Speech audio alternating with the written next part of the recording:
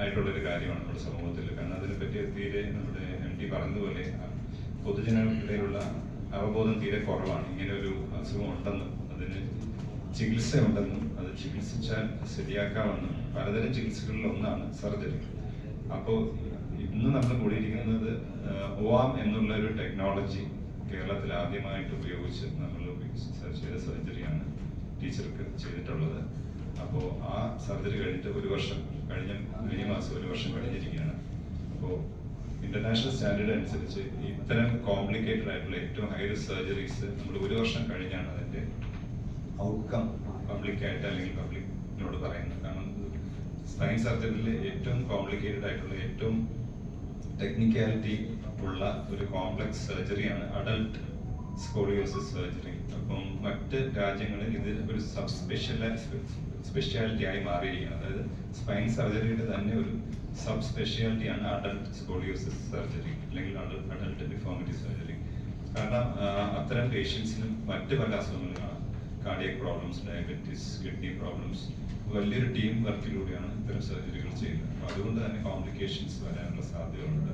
ആ പേഷ്യൻസിന്റെ അസ്ഥിയുടെ കട്ടി വളരെ കുറവായിരിക്കും. അപ്പം ടെക്നിക്കലി ചെയ്യാനും ഓൾറെഡി വളവ് കൂടുമ്പോൾ സേഫ് ആയിട്ട് നമ്മൾ ചെയ്യണം. അപ്പോൾ അതുകൊണ്ടാണ് നമ്മൾ OAM ടെക്നോളജി എന്ന് പറയുന്ന ടെക്നോളജി ഉപയോഗിച്ച് ഓപ്പറേഷൻ ചെയ്യുന്ന സമയത്ത് തന്നെ കറക്റ്റായിട്ട് നമ്മുടെ സ്ക്രൂസ് ഇടുമ്പോൾ, കാരണം ഇത്തരം സർജറികൾ 20-30 സ്ക്രൂസ് ഒക്കെ നമ്മൾ ഇടേണ്ടി വരുന്നുണ്ട്.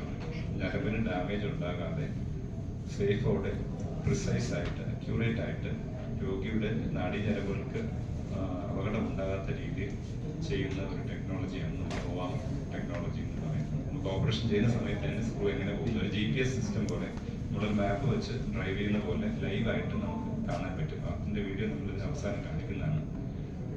ഇതിനെ പറ്റി പറയാനാണ് നമ്മൾ ഒത്തുകൂടിയിരിക്കുന്നത്. ടീച്ചർക്ക് എന്താണ്?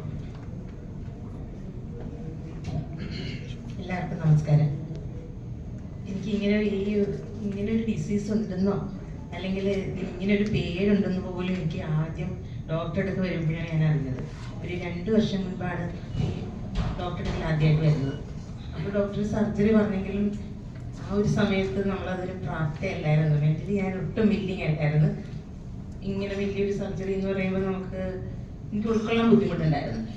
അങ്ങനെ ഒരു വർഷം ഞങ്ങൾ അതിനെക്കുറിച്ച് ആലോചിച്ചു. ഹസ്ബൻഡ് അതിനെക്കുറിച്ച് ഒത്തിരി ഡീറ്റെയിൽ ആയിട്ട് പഠിച്ചു എന്ന് വേണമെങ്കിൽ പറയാം. അങ്ങനെ ഹസ്ബൻഡിന്റെ നിർബന്ധമായിരുന്നു. എനിക്ക് ഒത്തിരി പേടിയൊക്കെ ഉണ്ടായിരുന്നു. പക്ഷെ ഇല്ല, ചെയ്തേ പറ്റുള്ളൂ, ഇല്ല ഇനിയും ബുദ്ധിമുട്ടുകൾ കൂടും, അങ്ങനെയൊക്കെ പറഞ്ഞു കഴിഞ്ഞപ്പം ഞാൻ ഓക്കെ ചെയ്യാം എന്നുള്ളൊരിതായി.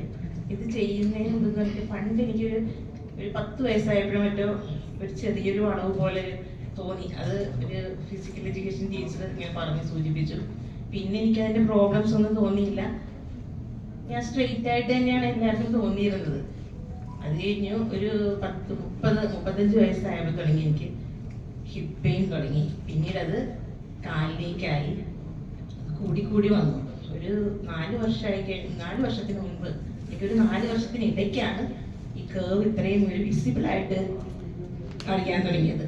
പക്ഷെ ഒരാളും എന്നോട് ചോദിച്ചിട്ടില്ല. ഹസ്ബൻഡിനോട് ചോദിച്ചു, എന്തെങ്കിലും ആക്സിഡന്റ് പറ്റിയോ ഇതിനിടയ്ക്ക്, അങ്ങനെ വല്ലതും വന്നാണോ, അങ്ങനെയൊക്കെ ചോദിച്ചു. പിന്നെ എനിക്ക് സ്റ്റെപ്പ് കയറാൻ ബുദ്ധിമുട്ടുണ്ടായിരുന്നു. സ്റ്റെപ്പ് കയറി കഴിഞ്ഞാൽ ഞങ്ങളുടെ സ്കൂളിൽ എന്ന് പറഞ്ഞാൽ ഓഡിറ്റോറിയം ഒക്കെ ഏറ്റവും മുകളിലാണ്, ഒരു 3rd ഫ്ലോറിലൊക്കെയാണ്. പിന്നെ എല്ലാ പ്രോഗ്രാംസിനും അവിടെ ആങ്കറിങ് ഒക്കെ ഞാനാണ്. അപ്പോൾ എനിക്കത് ചെല്ലാതെ പറ്റില്ല. അവിടെ ചെന്ന് കഴിഞ്ഞാൽ ഒരു 5 മിനിറ്റ് ഞാനവിടെ ഇരിക്കും. അത്രയും ബ്രീതിങ് പ്രോബ്ലം ഉണ്ടാകുമായിരുന്നു. പിന്നെ രാത്രിയാണെങ്കിൽ, പകലൊക്കെ ഞാൻ എങ്ങനെയും നടക്കും. കിച്ചണിലൊക്കെ ഒരു അരമണിക്കൂർ പോലും എനിക്ക് നിൽക്കാൻ പറ്റില്ല. അപ്പം എനിക്ക് ഇരിക്കണം. പെയിൻ, പാരസെറ്റമോൾ കൊണ്ടാണ് ഞാൻ ജീവിച്ചത്. അത് ഈ രാത്രിയാണെങ്കിലും കിടന്നുറങ്ങും. ഒരുറക്കം കഴിഞ്ഞാൽ പിന്നെ ഞാൻ എഴുന്നേറ്റ് ഇരിപ്പ്, നടപ്പ്, അങ്ങനെയാണ്. നിവർന്ന് എനിക്ക് കിടക്കാൻ പറ്റില്ല. അത്രയും പെയിനായിരുന്നു. പല ഓർത്തോസ്, ന്യൂറോ സർജൻസ്, അങ്ങനെ പലരെയും കാണിച്ചു. പക്ഷെ സ്പൈൻ്റെ ഡോക്ടറെ കണ്ടിട്ടില്ല ഒരിക്കലും. അത് ആദ്യം വന്നത് കൃഷ്ണകുമാർ ഡോക്ടറെ അടുക്കലാണ്. ശരിക്കും പറഞ്ഞാൽ ഇപ്പം എനിക്ക് സുഖമായിട്ട് ഉറങ്ങാൻ രാത്രി. പിന്നെ എല്ലാം ഓക്കെ ആയി വരുന്നു. പിന്നെ ഏജായതിൻ്റെതായ ഒരു ബുദ്ധിമുട്ടുകളൊക്കെ ഉണ്ടായിരുന്നു. ഒരു മാസം അത് കഴിഞ്ഞ് ഇപ്പോൾ 3 മാസത്തേക്ക് വിസിറ്റേഴ്സ് ഒന്നും പാടില്ല എന്ന് ഞങ്ങൾ തന്നെ, ഡോക്ടർ ആദ്യം 1 മാസമാണ് പറഞ്ഞത്. ഞങ്ങൾ തന്നെ എല്ലാവരോടും പറഞ്ഞ് ആരും വരരുത്, പേടിയുണ്ടായിരുന്നു ഇത്രയും പ്രായമൊക്കെ ഉള്ളതുകൊണ്ട്. ആകെ ഞാൻ, ഹസ്ബൻഡ്, മോള്, എൻ്റെ അച്ഛനും അമ്മയും, അത്രയും മാത്രം. പുറത്തുനിന്ന് ഒരാൾ പോലും അങ്ങോട്ട് വരില്ലായിരുന്നു. ഞങ്ങൾ കിടക്കുന്ന റൂമിലേക്ക് അച്ഛൻ പോലും കയറില്ലായിരുന്നു. അത്രയും സൂക്ഷിച്ചിരുന്നു എല്ലാവരും.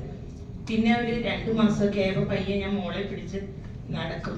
അങ്ങനെ ഞാനൊരു റോഡ് സൈഡിൽ തന്നെ വീട്. അപ്പോൾ ഗേറ്റിൻ്റെ അവിടെ വരെയൊക്കെ നടന്നു ചെല്ലുമ്പോൾ അവിടെയുള്ളവരൊക്കെ കാണുമല്ലോ, എല്ലാവർക്കും അറിയാൻ. അപ്പോൾ ഇങ്ങനെ അവർ ചോദിച്ചു, ഇപ്പം കുഴപ്പമില്ലല്ലോ, എന്തേ ഇത് നേരത്തെ ചെയ്യാതിരുന്നതെന്നൊക്കെ ചോദിച്ചു.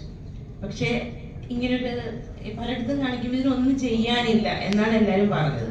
അപ്പം ഇങ്ങനൊരു പോസിബിലിറ്റി ഉണ്ട് എന്നുള്ള കാര്യം നമുക്ക് അറിയുകയില്ലായിരുന്നു. അപ്പം അങ്ങനെ ഇതിങ്ങനൊരു ഒത്തിരി വ്യത്യാസം ഉണ്ടായിരുന്നു എൻ്റെ ശരീരത്തിന് ഇതിന് സർജറിക്ക് മുൻപ്. പക്ഷെ ഒരാൾ പോലും എന്നോട് ചോദിച്ചിട്ടില്ല. അപ്പം അതുകൊണ്ട് തന്നെ എനിക്കിങ്ങനെ ഒരു ഇഷ്യൂ അതെന്നെ അത്ര ബോധർ ചെയ്തിട്ടില്ല. പിന്നെ പെയിൻ വരുമ്പോഴാണ് ഞാനിത് അറിയുന്നത്. ശരിക്കും പറഞ്ഞാൽ ഇത് ചെയ്യണം. പിന്നെ ഞാൻ ഏജ് ആയതുകൊണ്ടാണ് എനിക്ക് തോന്നുന്നത് ഇത്രയും ബുദ്ധിമുട്ടൊക്കെ അതുകൊണ്ടായിരിക്കാം വന്നത്. ഇത് ചെറുപ്പത്തിൽ ചെയ്യുന്നവർക്കൊന്നും ഒരു ബുദ്ധിമുട്ടില്ല. ഞാൻ പലരെയും വിളിച്ച് ചോദിച്ചു, അവരൊക്കെ പെട്ടെന്ന് റിക്കവറി ആയവരാണ്. അത്രയൊക്കെയുണ്ട്. പിന്നെ ശരിക്കും കൃഷ്ണകുമാർ ഡോക്ടർ ഒത്തിരി ആരാധിക്കുന്ന ഒരു വ്യക്തിയാണ്. പിന്നെ ഈ ഹോസ്പിറ്റലും അതെ കേട്ടോ, എനിക്ക് ഒരു 13 വർഷമായിട്ട് ഞാൻ ഈ ഹോസ്പിറ്റലിൽ സ്ഥിരം വരുന്ന ഒരു വ്യക്തിയാണ്. എൻ്റെ അമ്മ ഒരു സിവിയർ ലിവർ സിറോസിസ് പേഷ്യൻ്റാണ്. 13 വർഷം മുൻപ് എല്ലാവരെയും അറിയിച്ചോളൂ എന്ന് പറഞ്ഞൊരു സ്റ്റേജിൽ നിന്ന് ഇവിടുത്തെ ഡോക്ടേഴ്സ് രക്ഷപ്പെടുത്തി കൊണ്ടുവന്നു. ഇപ്പോഴും ഞങ്ങൾ വീട്ടിലേക്ക് കയറി ചെല്ലുമ്പോൾ അവിടെ അമ്മയുണ്ട്. ആരോഗ്യമില്ല എനിക്ക് പോലും. അപ്പം അതുകൊണ്ട് എനിക്ക് ഹോസ്പിറ്റലിൽ ചെയ്യാനൊരു വിശ്വാസം ഉണ്ടായിരുന്നു എല്ലാം. പിന്നെ ഈശ്വരാനുഗ്രഹം, ഒത്തിരി പേരുടെ പ്രാർത്ഥന, ഒത്തിരി പേര് ത്യാഗം സഹിച്ചിട്ടുണ്ട് എനിക്ക് വേണ്ടി. എല്ലാം കൊണ്ടും സക്സസ് ആയി. Thank you. ടീച്ചർ പറഞ്ഞ കുറച്ച് കാര്യങ്ങൾ വളരെ ഇമ്പോർട്ടൻ്റ് ആണ്. അതായത് നമ്മൾ ചെറുപ്പത്തിൽ തന്നെ ഒരു ചെറിയൊരു വളവ് കണ്ടു.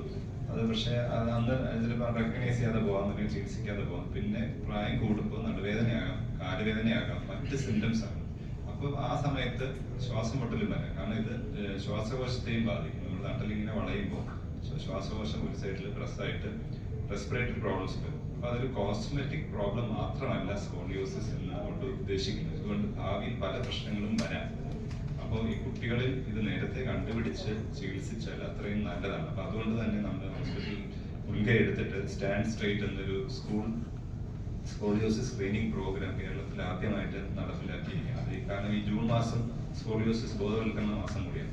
അങ്ങനെ ഒരു സ്റ്റെപ്പ് കൂടെ നമ്മുടെ സൈഡിൽ നിന്ന് എടുക്കുന്നുണ്ട്. അത് ഇനി എല്ലായിടത്തും സ്പ്രെഡായി, ഗവൺമെന്റ് തലത്തിൽ സ്പ്രെഡായി കൂടുതൽ നമ്മുടെ സമൂഹത്തിലേക്ക് ഇറങ്ങി ചെന്നാൽ ഇത് നമുക്ക് നേരത്തെ കണ്ടുപിടിച്ച് ഭാവിയിൽ ഈ കുട്ടികൾ അഡൽട്ടായി കഴിയുമ്പോൾ ഉണ്ടാകുന്ന ബുദ്ധിമുട്ടുകളിൽ നിന്ന് നമുക്ക് ഇവരെ കരകയറ്റാൻ പറ്റും. അങ്ങനെ ഒരു വളരെ ഇമ്പോർട്ടൻ്റ് ആയിട്ടുള്ള ഒരു സാമൂഹിക പ്രതിബദ്ധത കൂടി ആശുപത്രി എന്ന നിലയിലും മാനേജ്മെന്റ് എന്ന നിലയിലും നമ്മുടെ ഹോസ്പിറ്റലിൽ ചെയ്യുന്നു.